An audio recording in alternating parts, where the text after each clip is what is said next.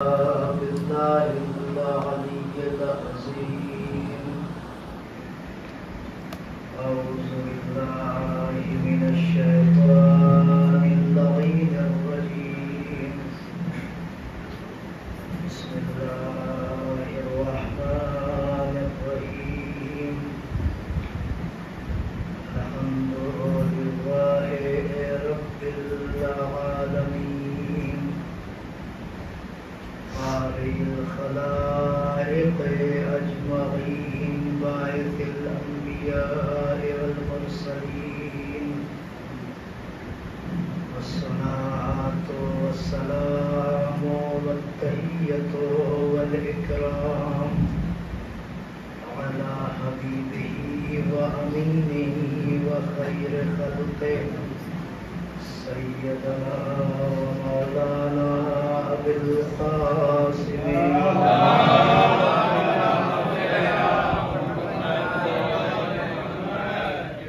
وعلى أهل بيته الطيبين الطاهرين المعصومين المظلومين لا سيما على بقية الله الأعظم وأرواح العالمين لتراب مقدمه فدا ونعمة الدائمة الباقية على أعدائهم أجمعين. أما بعد فقد قال الله تبارك وتعالى في القرآن المجيد وقوله الحق. بسم الله الرحمن الرحيم. من المؤمنين رجال صدقوا ما عاهدوا الله عليه فمنهم من قضى نحبه ومنهم من ينتظر. صلوات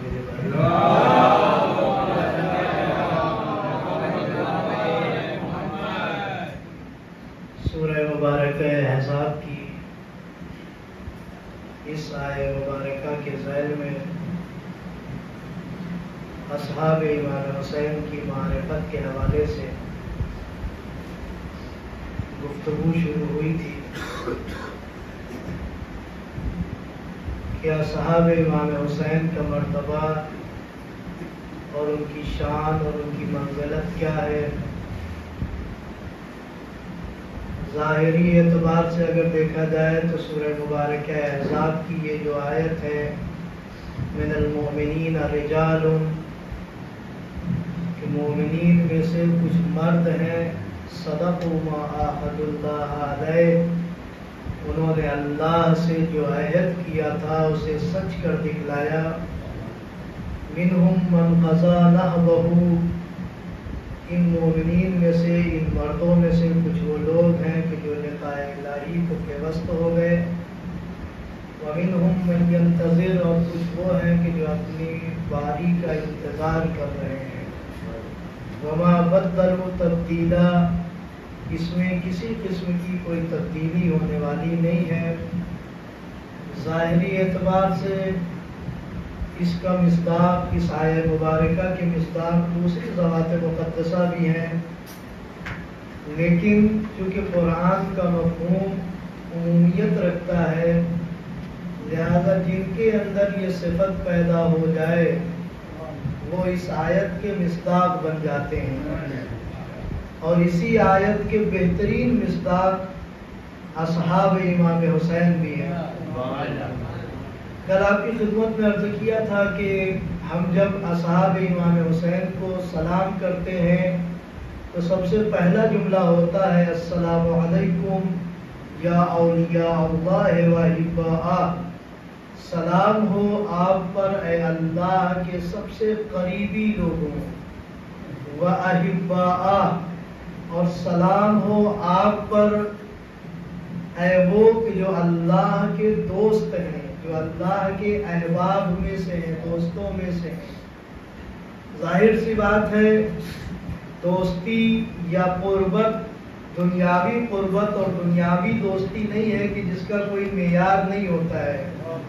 ہمارے یہاں کی دوستی اور قربت کا معیار شاید کوئی منصب ہو، کوئی پوسٹ ہو، کوئی دولت و اقتدار ہو کہ جس کے پاس زیادہ دولت آ جائے انسان اس سے قربت حاصل کرنا چاہتا ہے، یا ہم جس سے چاہتے ہیں ایسے لوگوں سے قریب ہونا چاہتے ہیں، ہم سے وہ لوگ قریب ہونا چاہتے ہیں جو دیکھتے ہیں کہ ان کے پاس کچھ ہونا چاہیے۔ پروردگار عالم کی قربت بھی ایسے ہی ہے کہ کچھ ہونا چاہیے، لیکن وہ جو چیز ہونی چاہیے وہ کوئی اقتدار نہیں ہے، کوئی دولت نہیں ہے، بلکہ وہ ایمان اور پاکیزگی ہے۔ توجہ کیجیے گا، اسی لیے اصحاب حسینی کو اگر دیکھیں گے تو حسن طراد نامی ایک راوی ہے، وہ کہتا ہے کہ احد المتخرجین من معہد کربلا و مدرسۃ عاشوراء و زہیر بن القین، کہ کوئی ایک انسان، احد یعنی ایک ایسا انسان، متخرجین من معہد کربلا کہ جو کربلا کے میدان سے نکل کر کے آیا ہے، وہ مدرسۃ عاشوراء اور جو عاشورہ کے مدرسے سے نکل کر کے آیا ہے، وہ زہیر بن القین، وہ زہیر بن قین ہے۔ کون سی خوبیاں تھی زہیر کے اندر؟ تو خود ہی کہتا ہے کہ قلب عامر بالایمان، کہ زہیر کا قلب کیا تھا؟ عامر بالایمان، ایمان کے ذریعے سے آباد تھا، ونفس مطمئنۃ، اور نفس مطمئن تھا، وروح طاہرۃ، اور روح طاہر تھی کہ جو لقاء الہی سے پیوست ہونا چاہتی تھی۔ تو اس کے معنی یہ ہے کہ ظاہر سی بات ہے کہ اگر اللہ سے قربت چاہیے، لقاء الہی چاہیے، تو ایمان کے ذریعے سے دلوں کو آباد ہونا چاہیے، نفس مطمئن ہونا چاہیے، اور روح میں جو ہے وہ اتنی طہارت ہونی چاہیے کہ پروردگار عالم کی ذات سے ملحق ہو جائے۔ ایک صلوات بھیجے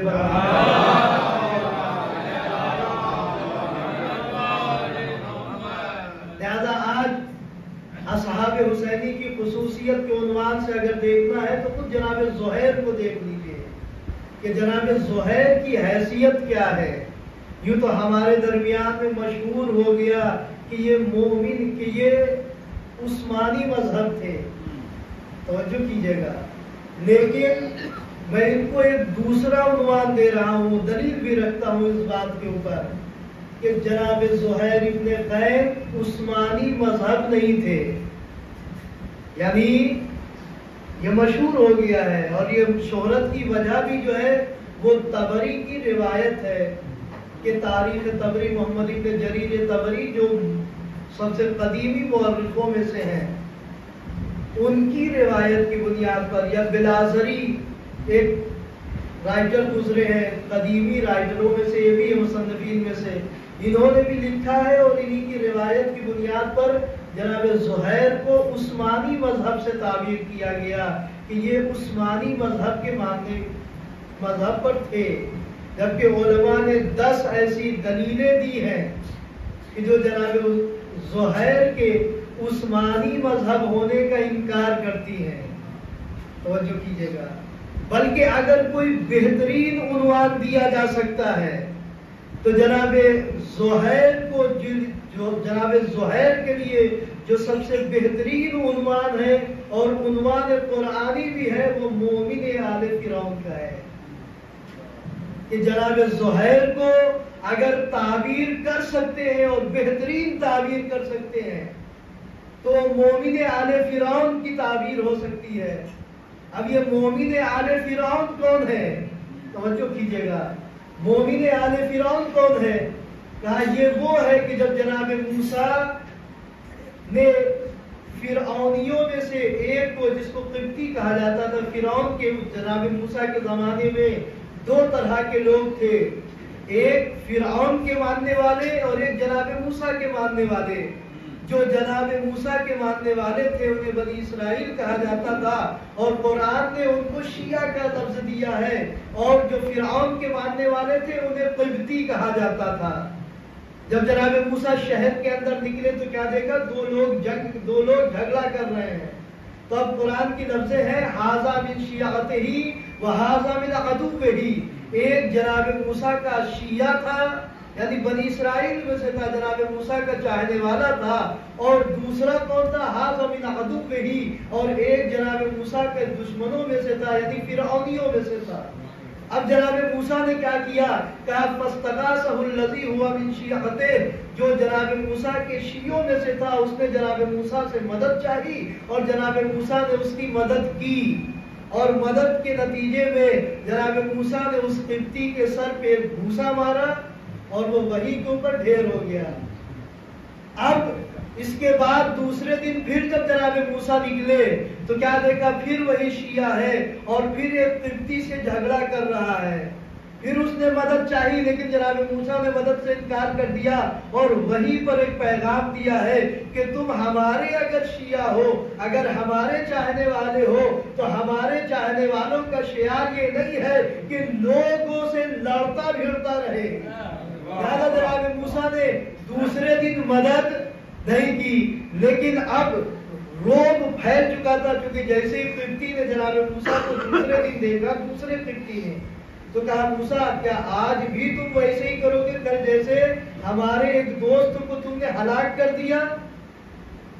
اب نتیجہ یہ ہوا کہ فرعونیوں کے درمیان میں یہ بات مشہور ہو گئی کہ موسیٰ فرعون کے چاہنے والوں کو قتل کر رہے ہیں، تو اب اس کے بعد یہاں سے ایک کیریکٹر شروع ہوتا ہے، ایک کردار سامنے آتا ہے۔ قرآن کہتا ہے وَجَاءَ رَجُلٌ مِّنْ أَقْصَى الْمَدِينَةِ يَسْعَىٰ، کہ ایک شخص شہر سے آیا اور اس نے آ کر کے جناب موسیٰ کو یہ خبر دی کہ فرعون یہ چاہتا ہے کہ آپ کو قتل کر دے۔ توجہ کیجئے گا، فرعون یہ چاہتا ہے کہ آپ کو قتل کر دے، لہذا جتنی جلدی ہو سکے شہر چھوڑ کر کے چلے جائیے۔ اب جناب موسیٰ نے کیا کیا؟ کہا قرآن کی پھر لفظ ہے سورہ مبارکہ قصص میں اللہ نے تفصیل کے ساتھ اس واقعے کو نقل کیا ہے۔ فخرج موسیٰ فخرج منہ خائفا، جناب موسیٰ شہر سے نکلے خوف زدہ ہو کر کے نکلے، یترقب داہنے بائیں دیکھتے ہوئے نکلے اور کہتے رب نجنی من القوم، کہ میرے پروردگار ہمیں اس ظالم قوم سے بچا لے۔ اب یہیں پر رک کر کے ایک جملہ عرض کرنا چاہتا ہوں کہ یہیں سے امام حسین کی عظمت کو پہچانیے، اصحاب امام حسین کی عظمت کو پہچاننا ہے۔ امام حسین بھی جب مدینے سے نکلے ہیں تو مدینے سے نکلتے وقت امام نے جس آیت کی تلاوت کی تھی وہ یہی تھی فَخَرَجَ مِنْهُ خَائِفًا، یعنی امام حسین قرآن کے لفظوں میں اپنے مدینے سے نکلنے کا جو مقصد بیان کرتے ہیں وہ یہی ہے کہ فَخَرَجَ مِنْهَا خَائِفًا، کہ موسیٰ شہر سے نکلے خوفزدہ ہو کر کے۔ اب امام حسین بھی مدینے سے نکل رہے ہیں لیکن ایک لفظ قرآن نے استعمال کیا خائفاً، یعنی خوفزدہ ہو کر کے نکلے جناب موسیٰ۔ تو اب سوال یہ ہوگا کہ وہ خوف کس چیز کا تھا؟ اس لیے کہ امام حسین بھی کہہ رہے ہیں کہ جب امام اسی آیت کی تلاوت کر رہے ہیں تو امام کو یہ بتانا چاہ رہے ہیں کہ اگر ہمارے مدینے سے نکلنے کا مقصد جاننا چاہتے ہو تو یہ جان لو کہ میرا مقصد بھی وہی تھا جو موسیٰ کا مقصد تھا۔ موسیٰ جس واسطے مدینے سے نکلے تھے یعنی اپنے شہر سے نکلے تھے اسی واسطے میں بھی نکل رہا ہوں۔ تو اب قرآن تو کہہ رہا ہے کہ موسیٰ ڈر کر کے نکلے تھے، والعیاذ باللہ۔ لفظیں تو قرآن کی یہی کہہ رہی ہے کہ جناب موسیٰ خوفزدہ ہو کر کے نکلے، خائفاً یعنی ڈر کر کے نکلے ہیں۔ تو اگر جناب موسیٰ کے لیے قرآن نے لفظ خائفاً کہا ہے تو اس کے معنی کیا ہے؟ کیا امام حسین بھی خوفزدہ ہو کر کے مدینے سے نکلے ہیں؟ لیکن شان نبوت اور شان امامت کے خلاف ہے کہ نبی کو خوف ہو۔ کس چیز کا خوف؟ کہا اپنی جان کا خوف، اس کے علاوہ کیا ہو سکتا ہے؟ کہا نہیں، نبی کی شان کے خلاف ہے کہ وہ اپنی جان کو بچانے کے لیے خروج کر جائے، اپنی جان کو بچانے کے لیے نکل جائے۔ امام کی شان کے خلاف ہے کہ امام بھی اپنی جان کو بچانے کے لیے مدینے سے یوں ہی نکل جائیں۔ کیوں؟ کیا میں ایک مثال دے رہا ہوں، ابھی تو دنیاوی مثال ہے لیکن بات کو سمجھنے میں آسانی ہوگی۔ آج ماڈرن زمانہ ہے، جہاز کا سفر زیادہ ہے۔ آپ کسی سے بھی پوچھئے، قانون اٹھا کر کے دیکھیے، جہاز چلانے والا جو پائلٹ ہے، اگر جہاز میں کوئی خرابی آ جائے، توجہ کیجئے گا مثال پر، اگر جہاز میں کوئی خرابی آ جائے، جہاز کا انجن فیل ہو جائے، اس میں تیل ختم ہو جائے، آگ لگ جائے، کچھ بھی ہو جائے، تو کیا پائلٹ پیسنجر سے پہلے کود سکتا ہے؟ نہیں۔ قانون یہ ہے کہ پائلٹ چاہے اس کو کوئی بھی امید نہ ہو کہ پیسنجر کو بچا سکتا ہے یا نہیں بچا سکتا ہے، چاہے اسے امید ہو یا نہ ہو، پائلٹ کبھی بھی پیسنجر سے پہلے کود نہیں سکتا ہے۔ حد یہ ہے کہ اگر سارے پیسنجر کود گئے ہو، یعنی نیچے اتر گئے ہو، ایک بچا ہو، تب بھی پائلٹ کود نہیں سکتا ہے۔ پائلٹ جب تک سارے پیسنجر کو بچا نہ لے تب تک پائلٹ کود نہیں سکتا ہے، نیچے نہیں جا سکتا ہے، اور اگر وہ اپنی جان کو بچانے کے لیے کود بھی جائے تو قانونی اعتبار سے اس کو سزا ملے گی۔ کیوں؟ اس لیے کہ پیسنجر سے پہلے وہ کودا ہے۔ اس لیے کہ پائلٹ جو ہے اس جہاز میں سوار 100، 150، 200، 400 لوگوں کا ذمہ دار ہے، وہ ان کا قائد ہے، وہ ان کا رہبر ہے، وہ اپنی جان کو بچانے کے لیے، توجہ کیجئے گا، وہ اپنی جان کو بچانے کے لیے پیسنجر کی جان کو خطرے میں نہیں ڈال سکتا ہے۔ تو اب عزیزو، اگر دنیا کا دستور یہ کہہ رہا ہے، اگر دنیا کا قانون یہ کہہ رہا ہے کہ جو قائد ہوگا، جو ایک جہاز کا قائد ہے، جو ایک پلین کا رہبر ہے، وہ اس کا پائلٹ ہے، اس کا چلانے والا ہے، اگر وہ پیسنجر سے پہلے نہیں کود سکتا ہے، اپنی جان بچانے کے لیے نہیں بھاگ سکتا ہے، تو یہ کیسے ممکن ہے کہ وہ دین جو دنیاوی قانون سے اوپر بھی ہے، دنیاوی قانون سے بہتر بھی ہے، وہ اپنے رہبر کو یہ اجازت دے دے کہ اپنی جان بچانے کے لیے دوسروں کی جان کو خطرے میں ڈال دے؟ ایک صلوات بھیجے پر محمد و آل محمد۔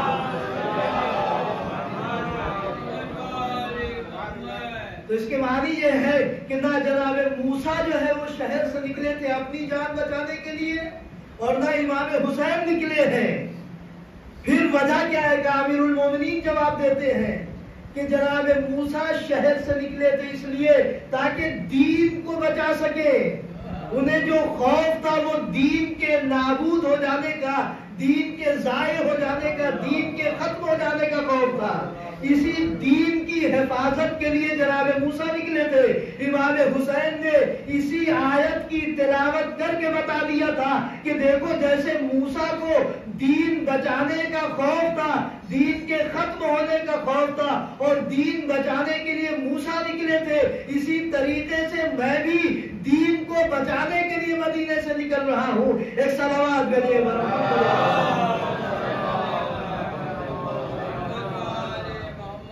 لیکن اس درمیان میں وہ کردار کہ جس کے بارے میں یہاں سورہ قصص میں کیا کہا، وَجَاءَ رَجُلٌ مِّنْ أَقْصَى الْمَدِينَةِ يَسْعَىٰ، کہ ایک شخص انتہائی شہر سے یعنی آخری شہر سے آیا اور آنے کے بعد جناب موسیٰ کو خبر دی۔ اب قرآن مجید کی لفظیں دیکھیے، قرآن کسی کے عمل کو ضائع نہیں ہونے دیتا ہے۔ یہی وہ انسان جس نے آ کر کے جناب موسیٰ کو خبر دی۔ سورہ مبارکہ غافر میں، یہ سورہ قصص کی آیت تھی، سورہ غافر میں پروردگار عالم نے پھر اسی انسان کا تذکرہ کیا، لیکن اب وہاں کے اوپر یہ نہیں کہا وَجَاءَ رَجُلٌ مِّنْ أَقْصَى الْمَدِينَةِ کہ ایک شخص آیا، نہیں، قصص میں اس کے عمل کو بیان کیا۔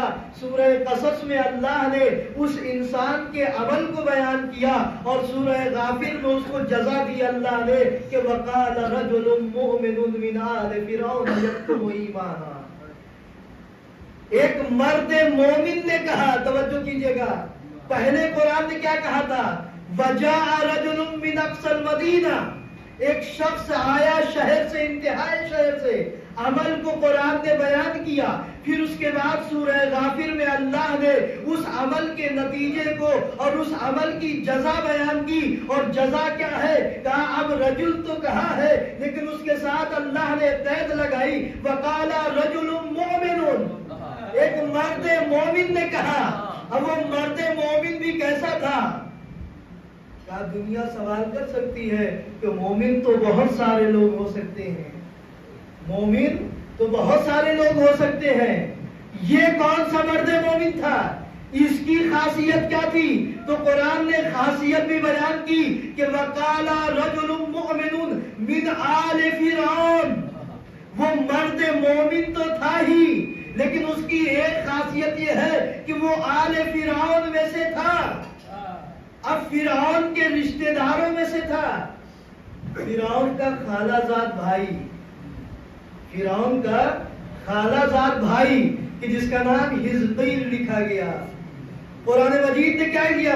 پہلے اس کے عمل کو بیان کیا کہ نبی کو سازش کی خبر دی کہ آپ کے خلاف یہ سازش ہو رہی ہے کہ آپ کو قتل کر دیا جائے۔ توجہ کیجیے گا، آپ کے خلاف یہ سازش ہو رہی ہے کہ آپ کو قتل کر دیا جائے، سازش کی خبر یعنی اس کے عمل کا پہلے قرآن نے اعلان کیا، پھر جزا کا اعلان کیا کہ جزا قرآن نے یہ دیا کہ وقال رجل مومن، مرد مومن نے کہا، ایک مرد مومن نے کہا، یعنی اب تو سمجھیے جو نبی کو سازش کی خبر دے رہا ہے، قرآن اس کو جزا کے طور پر، اجر کے طور پر ایمان کی سند دے رہا ہے۔ جس نے آ کر کے نبی خدا کو جناب موسیٰ کو سازش کی خبر دی، قرآن حکیم نے اس کو جزا کے طور پر ایمان کا خطاب دیا ہے۔ اب تو سمجھو، مزاج قرآن کو سمجھو، مزاج قرآن کو سمجھو۔ حسبنا کا دعویٰ کرنا آسان ہے، لیکن قرآن کو اور مزاج قرآن کو سمجھنا مشکل ہے۔ قرآن کا مزاج یہ ہوا کہ جو نبی کو سازش کی خبر دے، قرآن اسے مومن کہتا ہے۔ تو میں کہوں گا اے مسلمانوں، کم سے کم قرآن ہی کو مان لیتے۔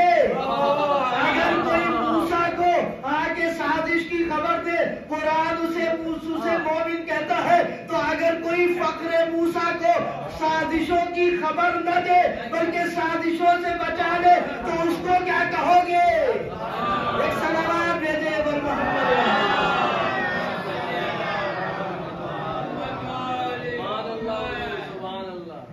اور اس کے بعد قرآن نے پھر کہا وقال رجل مؤمن من آل فرعون، یہ آل فرعون کی قید کس چیز کے لیے ہے؟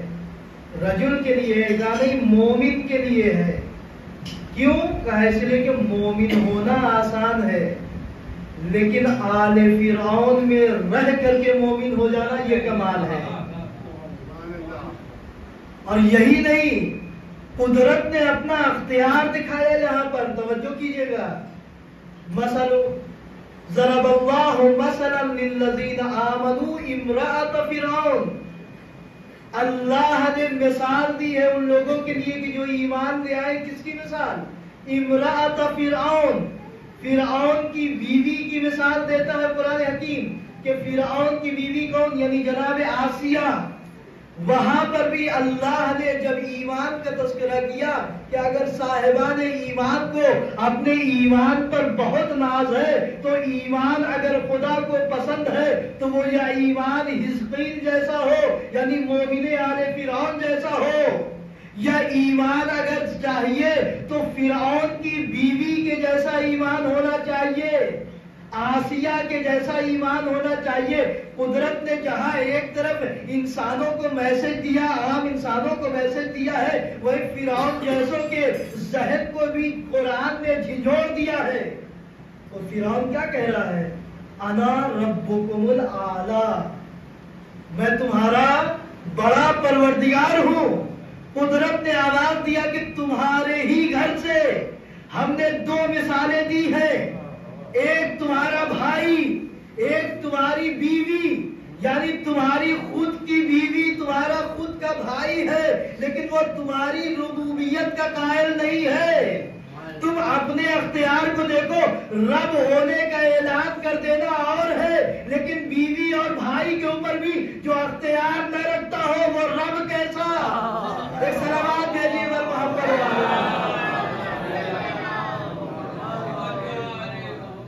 تو مومن آل فرعون کہا جا رہا ہے، کیوں کہا؟ اس لیے کہ تقیہ کی حالت میں تھے، تقیہ کی حالت میں تھے، یعنی کیا؟ یعنی ظاہری طور سے فرعون کے دربار میں، فرعون کے قصر میں رہتے تھے، لیکن دل میں خدا رہتا تھا۔ تو اب جناب زہیر بھی یہی ہے، جناب زہیر کا ظاہر جب دیکھا گیا تو لوگوں نے کہا عثمانی مذہب ہے، لیکن جب زہیر کے ایمان کو دیکھو گے تو کہا جائے گا من اصحاب الحسین۔ توجہ کیجئے گا، کیوں؟ خود ہی فرماتے ہیں کہ جب میدان قتال میں آتے ہیں تو کہتے ہیں لعمری، مجھے میری جان کی قسم ہے، لقد انصحو کما نصح لقومه مؤمن آل فرعون وابلغ فی الدعاء، کہ میں اپنی قوم کو ویسے ہی نصیحت کروں گا جیسے مومن آل فرعون نے کی تھی۔ یعنی خود جناب زہیر بھی اپنے آپ کو جب پہچانوا رہے ہیں تو مومن آل فرعون کے ذریعے سے، اور بتا رہے ہیں کہ میری شخصیت، میری حیثیت کو اگر پہچاننا ہے تو پہچانو، میری حیثیت وہی ہے جو مومن آل فرعون کی تھی۔ لقد نصح لقومہ، کہ مومن آل فرعون نے اپنے قوم کو نصیحت کیا، وَأَبْلَغَ فِي الدُّعَاءِ، اور ان کے لیے دعا کی ہے۔ تو انصحو، میں بھی اپنے قوم کو نصیحت کروں گا، لو نفع النصح والدعاء، اگر نصیحت اور دعا فائدہ پہنچاتی ہے تو میں بھی فائدہ پہنچاؤں گا۔ تو جناب زہیر کون؟ میں نے پہلے جملہ عرض کیا کہ حسن الطراد نے ایک جملہ کہا کہ احد للمتقربین من معہد کربلا و مدرسۃ عاشورا ہوا زہیر ابن القین، کہ وہ ایک شخص کہ جو کربلا کے معرکے سے اور عاشورہ کے مکتب سے اور مدرسے سے نکل کر کے آیا ہے، جو وہاں سے فارغ ہوا ہے، اس کا نام زہیر ہے۔ جناب زہیر کی حیثیت کیا ہے؟ جناب سلمان فارسی کے ساتھ ایک جنگ میں شرکت کیا، توجہ کیجئے گا، جناب سلمان فارسی کے ساتھ ایک جنگ میں شرکت کیا۔ جب جنگ میں شرکت کی اور اس کے بعد فتح و کامیابی نصیب ہوئی تو بہت خوشحال تھے۔ جناب سلمان نے جناب زہیر کو خطاب کر کے کہا کہ بہت خوش ہو اس کامیابی پر، تو کہا یقیناً کامیابی پر خوشی کا اظہار کرنا ہمارا حق ہے اور ہم کامیاب ہوئے ہیں۔ تو جناب سلمان نے ایک جملہ فرمایا کہ اذا لقیت شباب آل محمد، کہ جب آل محمد کی جوانی، توجہ کیجئے گا، امام حسین کے لیے کنایا جناب سلمان نے استعمال کیا، کیا کہ جب تم جنگ کرو گے شباب آل محمد، یعنی حسین ابن علی کے رکاب میں، اور اس وقت جو کامیابی ملے گی اس کی خوشی اس خوشی کے مقابلے میں کہیں زیادہ ہوگی۔ اس کے معنی کیا ہے؟ یعنی جناب سلمان کے زمانے سے یہ بات مشہور تھی، لوگوں کو پتا تھی کہ زہیر وہ ہے کہ جس کی حیثیت یہ ہے کہ وہ اصحاب حسینی میں سے ہوں گے اور شباب آل محمد یعنی حسین ابن علی کے رکاب میں جنگ کریں گے۔ اور اس کے بعد بہترین جملہ ایک رائٹر نے بیان کیا، فیا لہا رفقۃ عظیمہ، کہ کتنی عظیم خوشنودی ہے، کتنی بڑی فضیلت ہے زہیر کے لیے، کہ زہیر کا شمار ان لوگوں میں ہوتا ہے کہ زہیر ایسے مقام پہ پہنچ گئے ہیں یتمناہا کل الکل، کہ تمام کے تمام لوگ جس چیز کی تمنا کرتے ہیں، اور وہ چیز یہ ہے کہ تمام لوگ یہ تمنا کرتے ہیں، خواہش کرتے ہیں کہ ان کا شمار بھی آزاد لوگوں میں ہو، ان کا شمار بھی انقلابی لوگوں میں سے ہو۔ یعنی زہیر انقلابی ہے، زہیر آزاد مرد ہے، ہر انسان چاہتا ہے کہ اس کا شمار بھی زہیر جیسوں میں ہو۔ زہیر کے ساتھ ہونا چاہیے۔ اور اس کے بعد کا جو جملہ ہے وہ عظیم ہے کہ یہ دنیا میں ہے کہ دنیا میں مدح سرائی کی جاتی ہے، وَأَمَّا فِي الْآخِرَةِ فَلَا يُوَازِيهِ أَحَدٌ، کہ آخرت میں توجہ کیجئے گا کہ آخرت میں کوئی بھی زہیر کے جیسا نہیں ہوگا، بلکہ یوں کہا جائے کہ آخرت میں کوئی بھی اصحاب حسین جیسا نہیں ہوگا۔ فلا یوازی وَأَمَّا فِي الْآخِرَةِ فَلَا يُوَازِيهِ أَحَدٌ، آخرت میں کوئی ایک ایسا نہیں ہوگا جو ان کے مقابلے میں آ سکے۔ کن لوگوں میں سے؟ مِنْ أَصْحَابِ الْأَنْبِيَاءِ وَالْأَوْلِيَاءِ وَالصَّالِحِينَ، انبیاء کے اصحاب میں سے، اولیاء میں سے، صالحین میں سے کوئی ایک بھی ایسا نہ ہوگا جو ان کے مقابلے میں آ سکے۔ توجہ کیجئے گا، کیوں کہا؟ اس لیے کہ اصحاب انبیاء کی بھی تاریخ موجود ہے، تمام لوگوں کی تاریخیں موجود ہیں۔ امام حسین کا جو جملہ بار بار تکرار ہو رہا ہے، فَإِنِّي لَا أَعْلَمُ أَصْحَابًا أَوْفَىٰ وَخَيْرًا مِنْ أَصْحَابِي، میں نے اپنے اصحاب کے جیسا اصحاب نہیں پایا ہے۔ کیوں کہا؟ اس لیے کہ دوسرے صحابیوں کو لا کر کے اگر میرے اصحاب کے مقابلے میں کھڑا کر دیا جائے تو ان کی کوئی حیثیت ہی نہیں ہے۔ ایک صلوات پڑھیں۔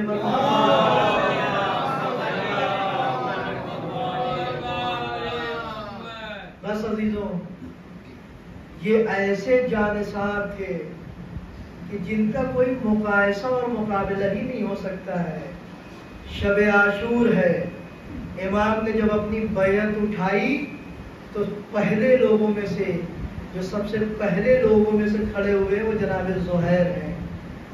اور جملے سنیے گا، کتنا عظیم کردار ہے، حوصلے کتنے بلند ہیں۔ فرماتے فرزند رسول، ایک مرتبہ کا قتل ہونا کیا ہے، 70 مرتبہ قتل کیا جاؤں نہیں، ایک مرتبہ مجھے قتل کیا جائے، میرے جسم کو آگ میں ڈال کے جلا دیا جائے، پھر مجھے زندہ کیا جائے، پھر مجھے آپ کی محبت میں قتل کیا جائے، اور اس طریقے سے اگر 70 مرتبہ ہو تب بھی میں آپ کی نصرت سے باز نہیں آؤں گا۔ کیسے تھے یہ؟ اور ہماری مشکل یہ ہے کہ ہمارے درمیان میں مشہور ہوا کہ جناب زہیر امام حسین سے ملاقات نہیں کرنا چاہتے تھے۔ نہیں، دل میں محبت ایسا جوش مار رہی تھی کہ غلط تاریخ نقل کی گئی۔ امام حسین نے حج کو عمرے سے تبدیل کر کے 8 ذی الحجہ کو امام نکلے ہیں، لیکن جناب زہیر نے اپنے حج کو مکمل کیا۔ اور یہ روایت کے الفاظ ہیں کہ جب حج کو مکمل کر لیا اور خبر مل چکی تھی پہلے ہی کہ حسین ابن علی نکل چکے ہیں، تو اب بہت جلدی میں حج کو مکمل کرنے کے بعد مکے کو خیر آباد کہا اور امام کے قافلے کے پیچھے پیچھے ہیں۔ یعنی پیچھے پیچھے ہونے کا مطلب یہ نہیں ہے کہ امام سے دوری بنانا چاہ رہے ہیں۔ کیوں؟ اس لیے کہ یہ تو دشمنوں کی تاریخ ہے جنہوں نے آ کر کے لکھا کہ زہیر امام سے ملنا نہیں چاہتے تھے، ان کی بیوی نے ان کو راغب کیا۔ نہیں، زہیر کے اندر ولولہ پایا جا رہا تھا، محبت اہل بیت میں سرشار تھے۔ اسی وجہ سے 13 ذی الحجہ کو جب اعمال حج کو مکمل کر لیا تب وہاں سے نکلے ہیں۔ اور چونکہ امام حسین 8 ذی الحجہ کو نکلے ہیں، یعنی جناب زہیر کے مکے سے نکلنے میں اور امام حسین میں 5 دنوں کا فاصلہ ہے، اس لیے جناب زہیر کا قافلہ امام حسین کے قافلے سے پیچھے رہ گیا تھا۔ لیکن چونکہ سرعت اور جلدی سے نکلے تھے، لہذا ایک مقام پر آ کر کے امام سے ملاقات ہو گئی۔ ورنہ یہ غلط تاریخ نقل کی گئی کہ اپنے قافلے کو پیچھے رکھتے تھے، خیمے کو پیچھے رکھتے تھے اور یہ نہیں چاہتے تھے۔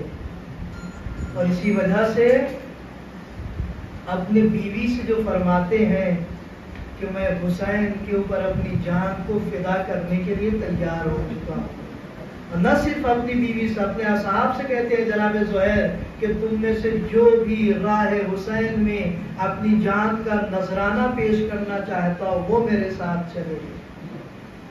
جب بیوی سے کہتے ہیں کہ میں اب اپنے مولا و آقا کی خدمت میں جا رہا ہوں، تو جناب زہیر کی اہلیہ نے ایک جملہ کہا کہ کان اللہ عونا و معینا، اللہ تمہارا ناصر و مددگار ہو، خان اللہ لکا، اللہ تمہارا خیر خواہ ہو، یعنی اللہ تمہارے ساتھ خیر کرے۔ اور اس کے بعد کہتے ہیں اسألک، میں آپ سے ایک سوال کرنا چاہتی ہوں، میں آپ سے ایک التجا کرنا چاہتا ہوں کہ ان تذکرنی عند جد الحسین، اے زہیر حسین کے جد کے سامنے میرا ذکر ضرور کرنا، اے زہیر حسین کے جد کے سامنے میرا ذکر ضرور کرنا، یعنی میری شفاعت ضرور کرنا، اے زہیر مجھے بھول نہ جانا۔ کیوں؟ اس لیے کہ جناب زہیر نے اپنی بیوی کو ظاہراً جو مشہور ہے کہ طلاق دے دیا تھا، کیوں کہا؟ اس لیے کہ جناب زہیر کے دل میں ایک کلک کی کہ اگر میں نے اب میری بیوی ساتھ میں رہے گی تو کہیں ایسا نہ ہو میرے قتل کے بعد میری بیوی کو اسیر بنا دیا جائے، اس لیے کہ حسین کے ساتھ جو بیویاں ہیں، حسین کے ساتھ جو عورتیں ہیں، جو خواتین ہیں، وہ تو اہل حرم ہیں، وہ تو رسول زادیاں ہیں، ان کا تو احترام کیا جائے گا، لیکن میری بیوی کا کوئی احترام تو نہ کرے گا، تو کہیں ایسا نہ ہو جائے کہ میرے بعد میری بیوی کو اسیر بنا دیا جائے۔ میں کہوں کہ زہیر یہ تمہارا خیال تھا، یہ احترام تھا ذریت پیغمبر کا، جو تم یہ سوچ رہے تھے کہ خیموں کی کہ حسین کی شہادت کے بعد بیویوں کا احترام ہوگا، لیکن اے کاش تم کربلا میں عصر عاشور ہوتے، ارے شہادت کے بعد دیکھتے کہ کیسے ذریت پیغمبر کے ساتھ برتاؤ کیا گیا، خیموں میں آگ لگائی گئی، بیویوں کے سروں سے ردائیں چھینی گئی، بیویاں ایک خیموں سے نکل کر کے دوسرے خیموں میں جاتی ہیں۔ اجرکم علی اللہ، جناب زہیر کا تعلق شیعیان علی میں سے تھا، ورنہ یہ کیسے ممکن تھا کہ شب عاشور علم مبارک عبداللہ ابن جعفر ابن عقیل کے ہاتھ میں تھا، آنے کے بعد کہتے ہیں کہ بھائی مجھے یہ علم دے سکتے ہو؟ جناب عبداللہ نے کہا کیوں، کیا میں اس علم کو سنبھالنے کی صلاحیت نہیں رکھتا ہوں؟ کہا نہیں، صلاحیت تمہارے اندر بہت ہے، لیکن میری بھی خواہش یہ ہے کہ میں پرچم حسین کو اٹھا سکوں، میری بھی خواہش یہ ہے کہ میں اٹھا سکوں، میں علم حسین کو اٹھا سکوں۔ اس کے بعد تاریخ میں لکھا ہے کہ علم لیا، اور ادھر علم لینا تھا کہ جناب عباس آ گئے، جناب عباس کو دیکھنے کے بعد جناب زہیر، یہی سے پہچانیے گا کہ کتنا عمیق رابطہ ہے جناب زہیر کا خاندان اہل بیت کے ساتھ۔ جناب عباس سے فرماتے ہیں عباس تمہیں معلوم ہے کہ تمہاری ولادت سے پہلے کے بارے میں تم کو کچھ معلوم ہے؟ کہا زہیر کیا بتانا چاہتے ہو؟ کہا کہ جب فاطمہ الزہرا کی شہادت ہو گئی تو اس کی کچھ مدت کے بعد آپ کے بابا نے اپنے بھائی عقیل سے تمہاری ماں کے لیے رشتہ بھیجا تھا، اور یہ کہا تھا کہ عقیل جا کر کے فاطمہ کلابیہ کے لیے میرا رشتہ لے کر کے جاؤ، میں چاہتا ہوں کہ میرا ایک بیٹا پیدا ہو، کربلا میں میرا لال حسین کے کام میں آ جائے۔ اے عباس وہ وقت آ گیا ہے جس کے لیے تمہارے بابا نے تم کو طلب کیا تھا، جس کے لیے علی نے پروردگار کی بارگاہ میں تم کو مانگا تھا۔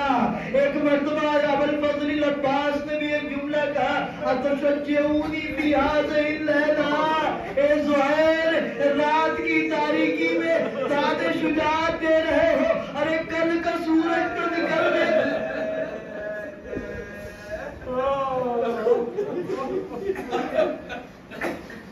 اجرکم علی اللہ، ظہر عاشور آئی، امام نے نماز کے لیے مہلت مانگنی چاہیے، جناب زہیر سے کہا زہیر اجازت مانگ، جناب عباس سے کہا کہ اجازت مانگو۔ حسین ابن نمیر کہتا ہے کہ حسین جتنی نماز پڑھنا چاہو پڑھ لو، اللہ تمہاری نماز قبول نہیں کرے گا۔ جناب زہیر آگے بڑھے. جناب زہیر بلیغ انسان تھے، یعنی ان کی زبان بہت رسا تھی، وہ اپنے یہاں خطیب کے عنوان سے مشہور تھے. لہذا جناب زہیر نے حسین بن نمیر کو خطاب کیا، اے ملعون، فرزند رسول کی نماز قبول نہ ہوگی، تیری نماز قبول ہوگی. جب اجازت نہیں ملی، ایک مرتبہ جذبے کو سلام کیجئے گا. آواز دیتے آقا اگر یہ اجازت نہیں دیتے ہیں تو نہ دے، ہم آپ کے آگے کھڑے ہیں، آپ نماز پڑھیے. حسین کے دو جانثار ساتھی آگے کھڑے ہوئے. زہیر و سعید نے اپنے سینے کو حسین کے لیے سپر بنا دیا. یاد کیجئے گا، میں نے اس سے پہلے کہا کہ فی الآخرۃ فلا یوازی ہے احد، کوئی ان کے مقابلے میں نہیں آ سکتا ہے. کسی کو ایسا محسوس نہ ہونا چاہیے کہ اے کاش ہم کربلا میں ہوتے، اگر کربلا میں ہم ہوتے تو ہم بھی یہ کر سکتے تھے. اس لیے کہ یہ توحید اصحاب حسینی ہے. جو اصحاب امام حسین نے کیا ہے وہ کوئی اور نہیں کر سکتا ہے. بس ابھی جو ایک واقعہ نقل کر کے بات کو تمام کر رہا ہوں. ایک عالم دین متقی و پرہیزگار، دل میں یہ خیال پیدا ہوا کہ اے کاش میں کربلا میں ہوتا اور زہیر و سعید کی جگہ میں کھڑا ہو جاتا. ذرا سوچئے، یہ فطری سی چیز ہے کہ تیر جب آئے گا تو انسان داہنے بائیں ہٹتا ہے، لیکن یہ کیسے جانثار ساتھی تھے کہ جب حسین کے سامنے کھڑے ہوئے، تیر جب حسین کی جانب آتا تھا بڑھ کر کے اپنے سینوں پہ لے لیتے تھے. ایک مرتبہ وہ عالم دین کہتے کہ کاش میں کربلا میں ہوتا تو زہیر و سعید کی جگہ کے اوپر میں کھڑا ہو جاتا. رات کو جب بستر پر گئے، عالم رویا میں دیکھتے ہیں کہ میدان کربلا ہے. عالم رویا میں دیکھتے ہیں کہ میدان کربلا ہے. امام حسین نماز کے لیے کھڑے ہوئے. یہ عالم دین اپنے آپ کو فرض کرتے ہیں کہ ہم وہاں پر امام کے سامنے کھڑے ہوئے. وہ کہتے ہیں کہ جب تیر آتا تھا تو جب کبھی دائیں جانب سے تیر آتا تھا تو میں بائیں ہٹتا تھا، جب میں بائیں جانب سے تیر آتا تھا تو میں دائیں جانب ہٹتا تھا. جب نماز ختم ہوئی تو میں نے مڑ کے دیکھا تو سارے تیر جس میں حسین ہی بنتے. ابھی تو یہی سے سمجھو ان اصحاب کی عظمت کیا ہے. جب حسین کی نماز تمام ہوئی تو سعید تو وہی کے اوپر زمین پہ گرے. ادھر حسین کا سلام آخر تھا، السلام علیکم ورحمۃ اللہ وبرکاتہ. ادھر سعید نے بھی اپنی اس نماز کا سلام ادا کیا، السلام علیکم یا ابا عبداللہ. اے میرے مولا کیا میرے عمل سے راضی ہے؟ ایک مرتبہ حسین نے سعید کا سر اپنے زانوں پہ رکھا، آواز دیتے ہیں اے سعید اللہ تمہاری مغفرت فرمائے.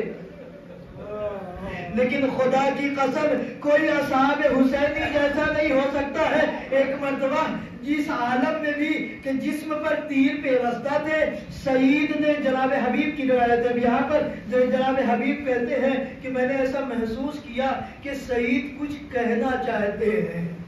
میں نے ایسا محسوس کیا کہ سعید کچھ کہنا چاہتے ہیں. جناب حبیب نے کہا کہ اے سعید اگر مجھے معلوم ہوتا کہ میں تمہارے بعد کچھ دنوں تک زندہ رہوں گا تو میں یقیناً تمہاری وصیت کو سن لیتا، لیکن اچھا بتاؤ تم کہنا کیا چاہتے ہو؟ تو آواز دیتے ہیں کہ میں نے یہ سوچا کہ اپنے خانوادے کے بارے میں، اپنے بیوی بچوں کے بارے میں کچھ وصیت کرنا چاہتے ہوں گے. ایک مرتبہ کہتے ہیں کہ حبیب کہتے ہیں کہ میں جھکا سعید کے منہ تک جھکا تاکہ میں سنوں تو صحیح کہ کیا کہتے ہیں. ایک مرتبہ زبان کھلی، انگلی کا اشارہ حسین ابن علی کی طرف ہے. ایک آواز دیتے ہیں یا حبیب اسی کا بیازا، اے حبیب فرزند رسول سے ہوشیار رہنا، کہیں ایسا نہ ہو جائے کہ تم زندہ رہو. میں کہوں میرے زہیر و سعید ارے تمہاری غیرتوں کو سلام. ارے کاش عصر عاشور ہوتے جب فرزند رسول یکو تنہا تھا، تبھی